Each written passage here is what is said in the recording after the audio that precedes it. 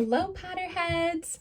Oh my gosh, I was able to see Fantastic Beasts: The Secrets of Dumbledore early before the release date, and I have so many thoughts. I thought I would film my review. Just a warning, this is going to contain lots of spoilers, so if you have not seen the movie yet, make sure to come back after you have seen the movie and watch this video. Okay, make sure to click off if you haven't seen the movie yet. So, I loved this movie so much. I thought it was the best out of the 3 movies so far in the Fantastic Beasts installment. I felt like I left the theater so much more just relaxed and happy, having so many things answered. There's still so many questions that I have, but it wasn't like leaving the theater after Crimes of Grindelwald where your mind was just blown and you had no idea what was going on and there were 10,000 questions.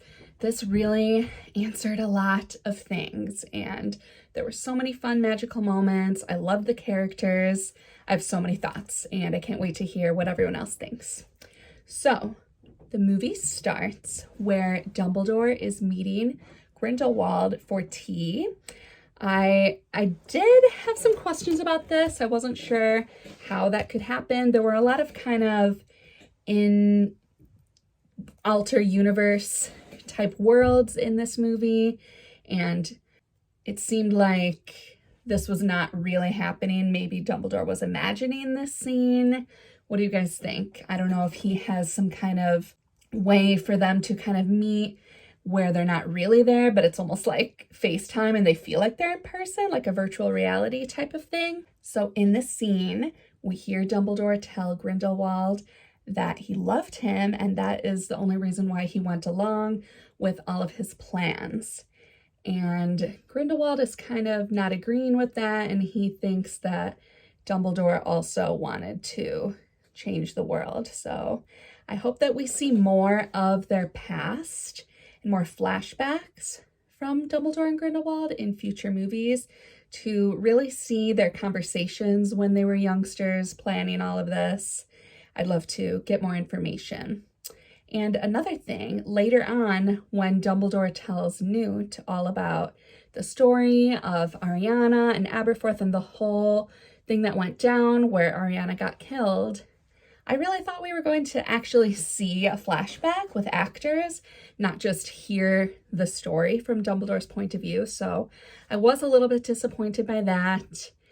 I was hoping that we would get to see that, but maybe there's more to it than we've been told, and we're going to see that in a future movie as well.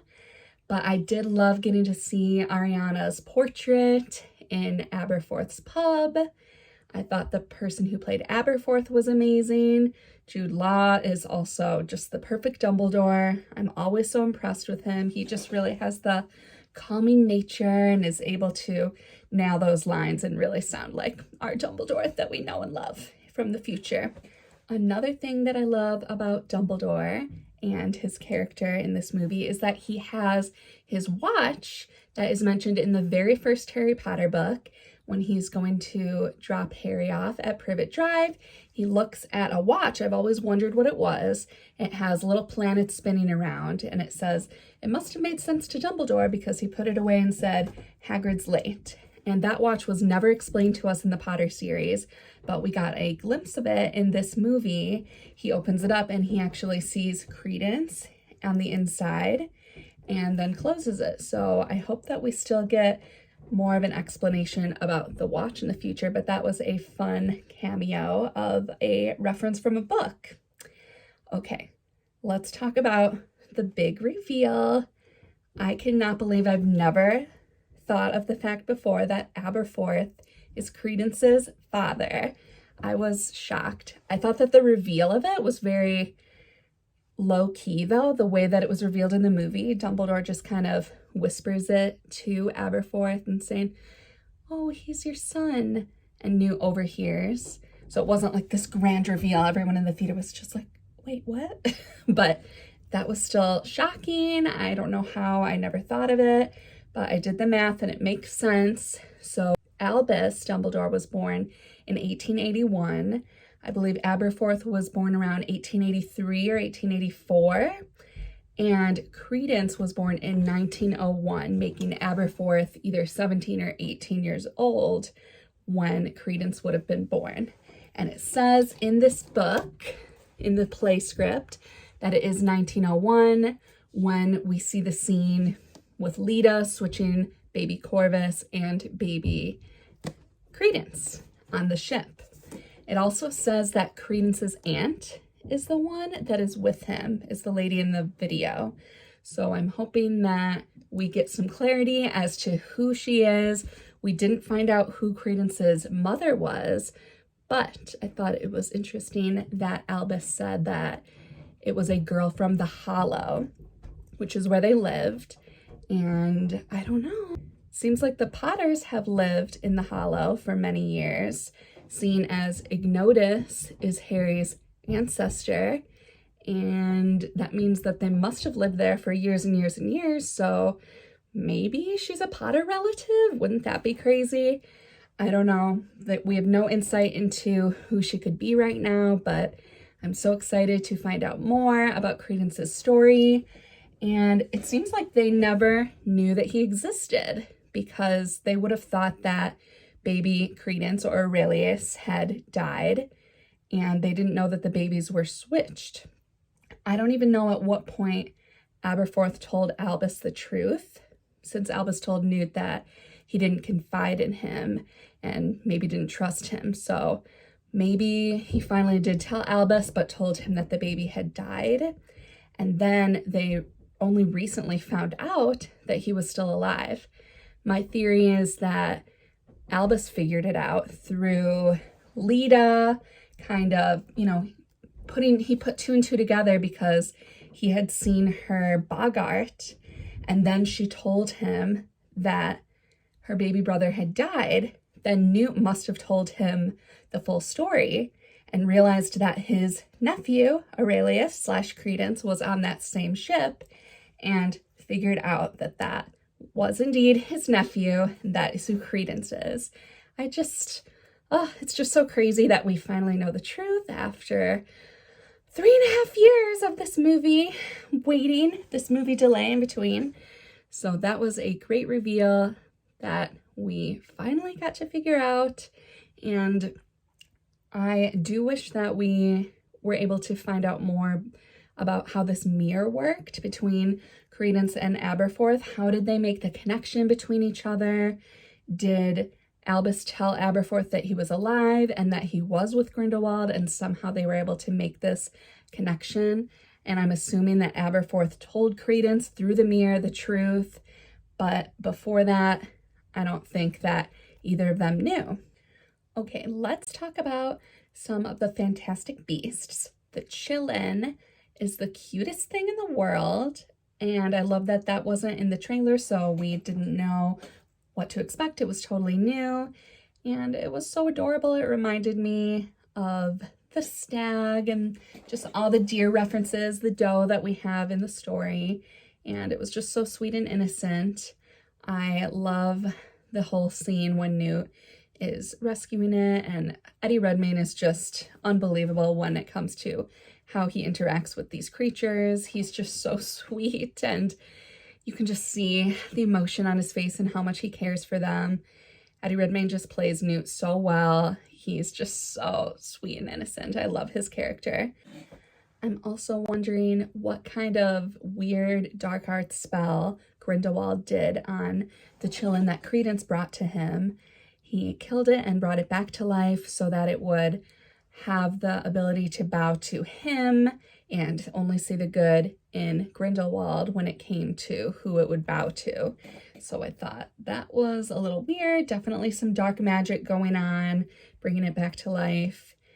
Let's talk about Grindelwald a little bit more. I really loved how Mads played him. It was a totally different take than Johnny Depp's version, and I was hesitant going into it. I did really love Johnny Depp's performance, and I thought he did it really creepily. He made Grindelwald very eerie, and Mads really brought out like the suave, handsome side of Grindelwald, kind of how I would picture him and see him from Dumbledore's point of view when I was reading the Harry Potter books. So to be honest, I actually liked Mad's version more. I thought it was a little more believable of how Grindelwald would be, being able to win people over. Mad's really just stole the show. I thought he was great, and that's not saying that I didn't like Johnny as well, and I was disappointed when they let Johnny Depp go from the series, but I am happy to embrace Mads and welcome him into the Potter universe.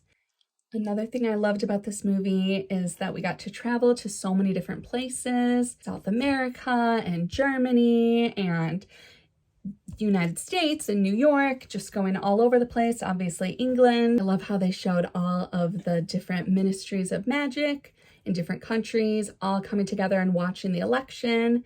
So we got to see the French ministry again, we got to see the American ministry again, and they were all coming together to vote and support the candidates. I thought it was really cool that we got to see that. And I loved Vincenza Santos. I'm so glad that she ended up winning in the end and that the Chillin bowed to her. It was so sweet when the Chillin bowed to Dumbledore. Everyone knew that was going to happen when the crowds were partying and it was walking over. And that was really cool because, as we know, Dumbledore always turned down the Ministry of Magic position, and he just never trusted himself to have that much power. So I thought that that was a cool nod to what we already know about Albus. Let's talk about one of my new all-time favorite characters, Lally Hicks. Jessica Williams killed it. She was insane. I loved her accent. She was so chic and funny. Her lines were just hilarious, and she was just killing it with all the magic. She was so likable and suave, and the way that she teamed up with Jacob was so cool. I love that we had a professor from Ilvermorny in the movie coming through. Some people that I was wondering where they were was Nicholas Flamel. I guess he just didn't want any part of this adventure anymore. He was probably tired after his whole expedition at the end of Crimes of Grindelwald, and he clearly didn't want to help, and Lally kind of pushed him through his magical book. So I guess he was done. And I was a little disappointed that Tina wasn't in the movie more.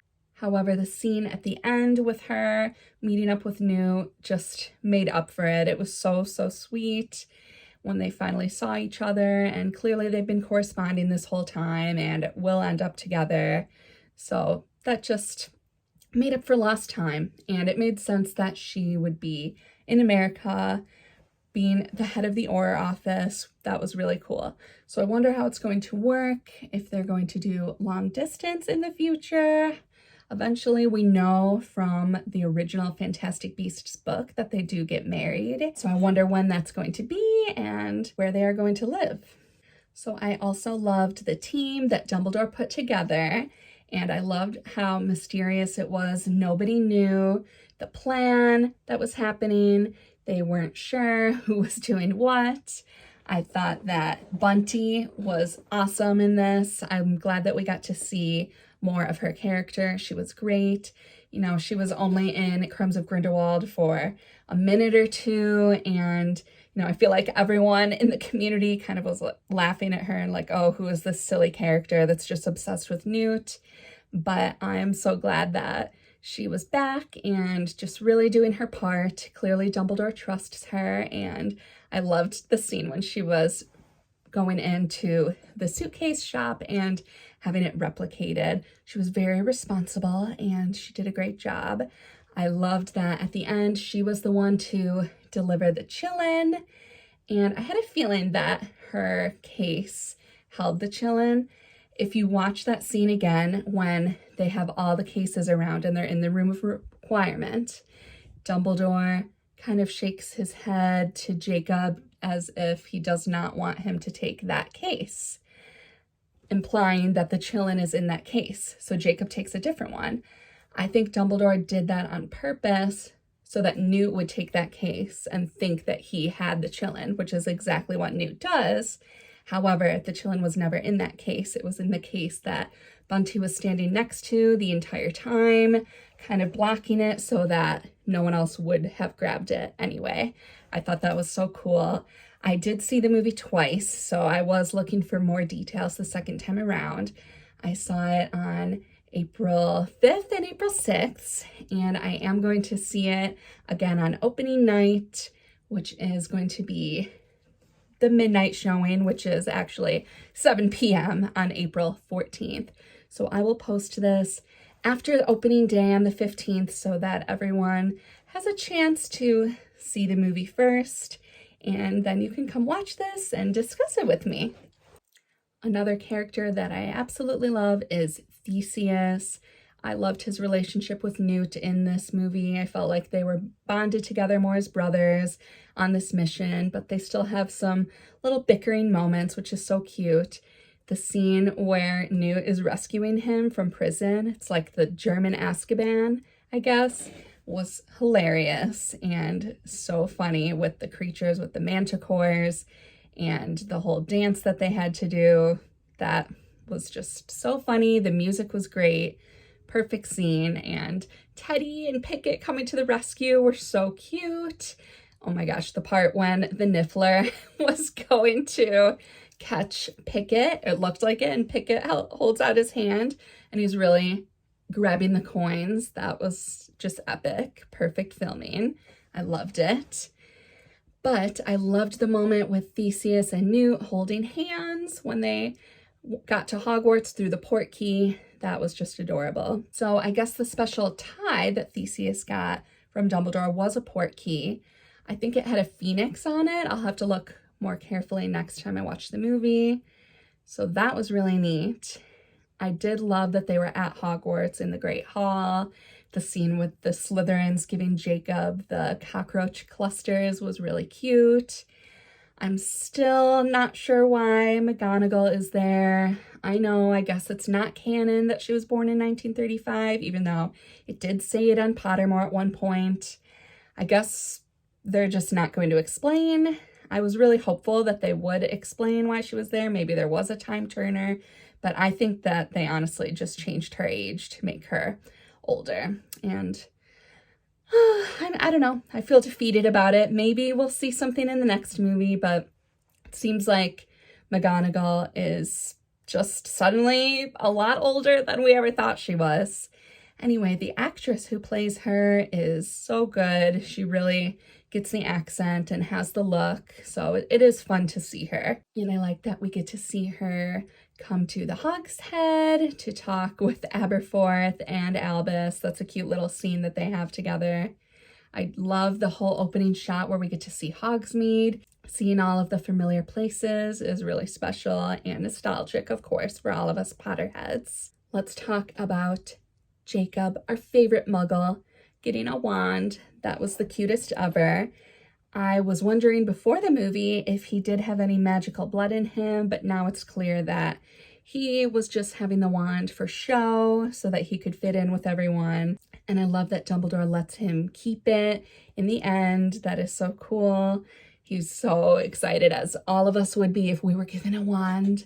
Even though it didn't have a core, it was made of magical wood. That was really special. Okay, all of the scenes between Jacob and Queenie made me tear up more than anything else in the movie did. When they were at the banquet and Queenie's walking by and just trying not to look at him, and he's standing up and calling her name. That was so heartbreaking. And the moment when Grindelwald tells Queenie to go to him and she thinks that it's Jacob and it's really Credence. Oh my gosh, that was just heartbreaking too. You can tell that she was just hurting so much inside. I'm so glad that she ends up coming back to the good side. Thank goodness. And the ending, oh my gosh, the wedding, her dress was so beautiful.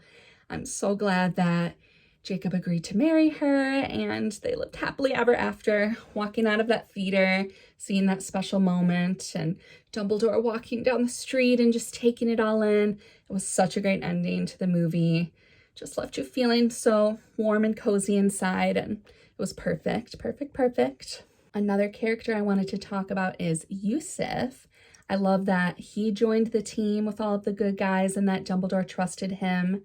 I was a little unsure if he was loyal to Dumbledore once it showed that Grindelwald seemed to have convinced him to join his side. I wasn't sure what was going to happen, but I loved how at the end he came through for Theseus and Lally, and they said, "What took you so long?" And he just joined them and walked along. That was great, a great moment for him. I am wondering when he'll be able to get his memory back about his sister Lita. Grindelwald removed that, and that's kind of confusing. Is that memory just gone? Does that mean he forgets about it?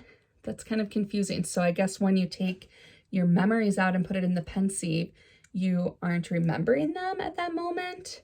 I always thought it was just a way to kind of have a deeper look at your memories and revisit them again when you put it in the pensieve. But I guess it can also empty your mind if you have too many thoughts. So I hope that he is able to get that back from Grindelwald. And speaking of Lita, I did think it was a bit strange that we didn't hear her mentioned at all by Theseus. I would think that he would be grieving for her. Newt would be too, but especially Theseus because he was engaged to her. So I thought that they maybe should have mentioned her a little bit more or shown that he was grieving a little bit more. This movie is back to back from the last movie, so I also don't know how we're going to make it all the way to 1945 with the epic duel between Dumbledore and Grindelwald in the 5th movie, because we're only in 1928 right now, I believe. We know this because Lally says to Jacob at the beginning of the movie, "A little over a year ago, you met Newt Scamander." And the first movie takes place in 1926, which is when Tom Riddle, Voldemort, is born. So I like that we're going back to back because we are getting all the detail of everything that happens, and I don't want to skip anything. But I always thought that the movies were going to end in 1945. I thought that that was stated, but maybe we're all just assuming that that's where it's going to end, and maybe it won't. I hope that they do end in 1945 so that we get glimpses of young Hagrid and young Tom Riddle. Hopefully we'll get to see Slughorn at some point. I really want to see him teaching at Hogwarts, walking by. And one more thing about Theseus. Even though he is grieving for Lita, I am now team Theseus and Lally for sure. I hope that they get together because they're both such great characters.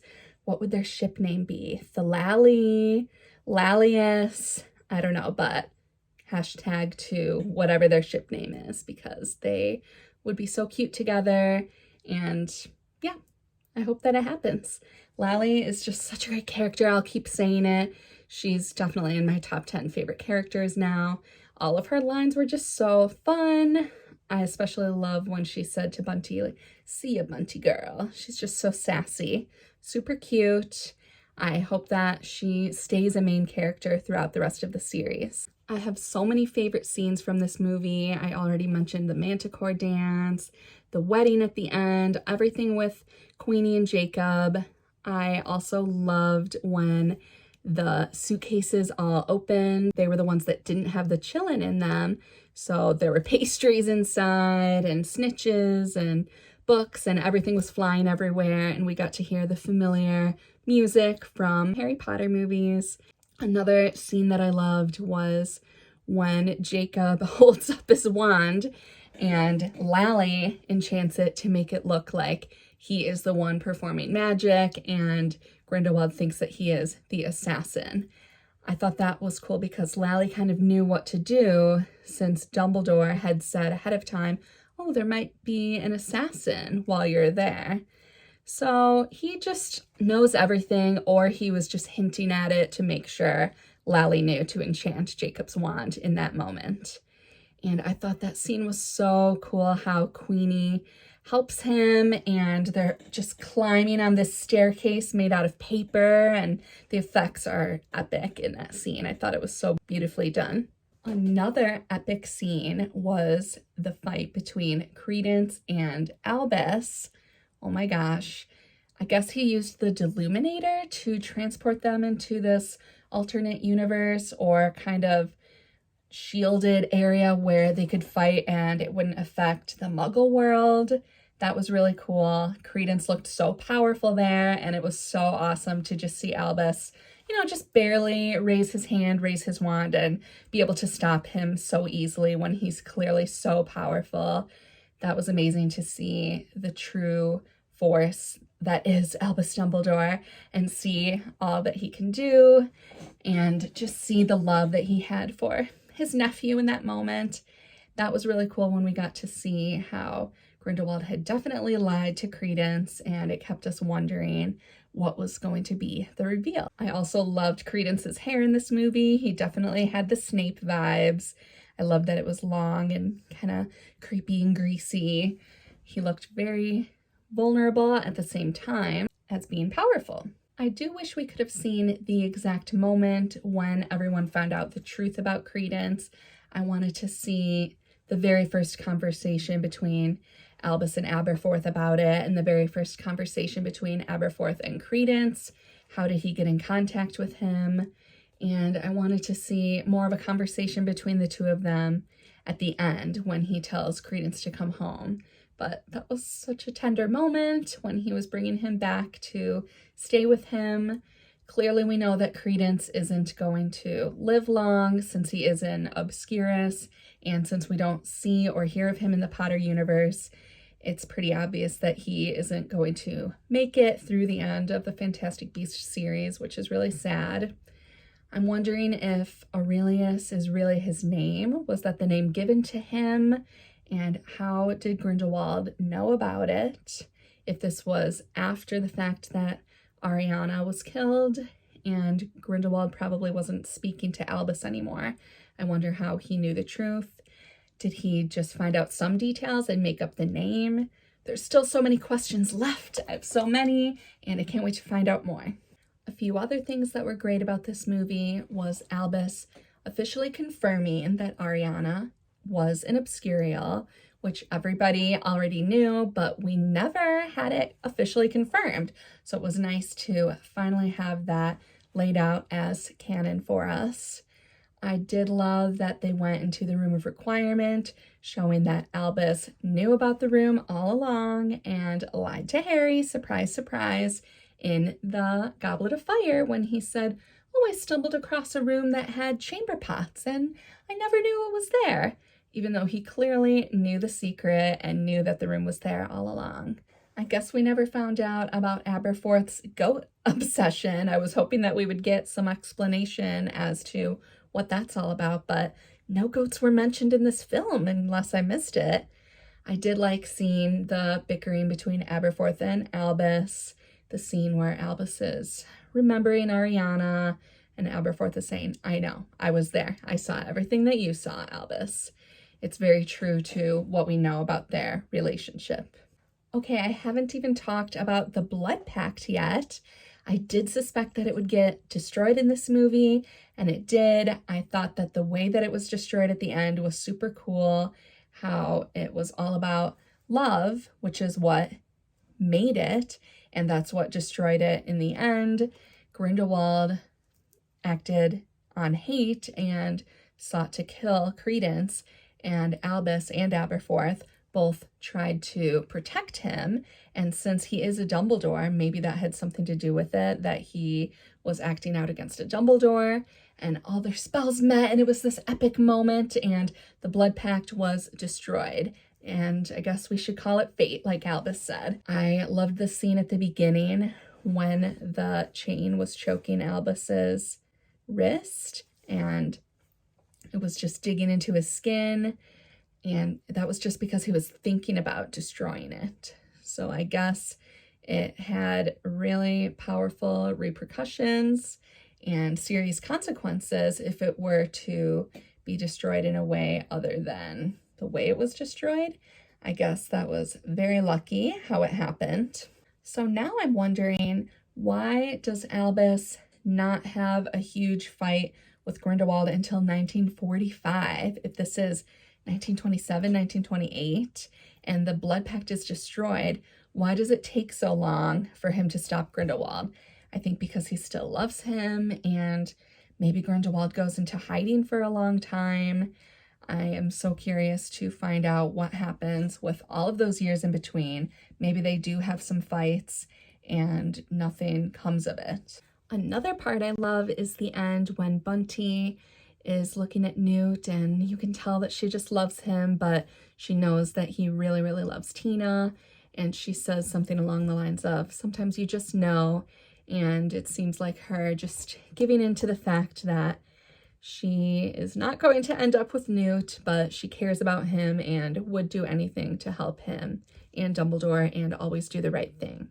So Bunty is such a great girl, but Tina and Newt are just meant to be together. They have such a strong bond, and I love their chemistry. They just have such passion for each other. It's evident, and I can't wait to see more of Tina in the next film. I thought the costumes were incredible in this film. I loved the music. I've already started listening to the soundtrack. All of the effects were incredible. All of the characters were perfect. I have nothing but good things to say. They tied up so many loose ends, but they left us with enough questions where we can come up with theories and really look forward to the next film. I cannot wait to read the play script when it comes out. I'm really hoping that we are able to get another cover similar to this, like the Mina Lima design, because right now they have only announced that we are getting a book with the cover that just looks like an image from the movie. So please, Mina Lima, we all want one of these covers to match our collection. It's so beautiful. I hope that we can get one. So those are my main takeaways from this movie. There's so much more to discuss, but I will leave it at that for now. Comment down below if there is anything really important that I forgot to talk about. I'd love to chat with you in the comments or over on my Instagram page, MagicWandBlonde. I'm usually posting on there in stories and on my feed, so come be my friend on there and chat with me. I can't wait to see what everyone else's theories are and watch other people's videos. I really, really loved this movie though. It was everything I needed it to be, and I am so excited to see the next one. I hope that you all have a fantastic day. Thank you so much for watching, commenting, subscribing, all of the things. Stay magical.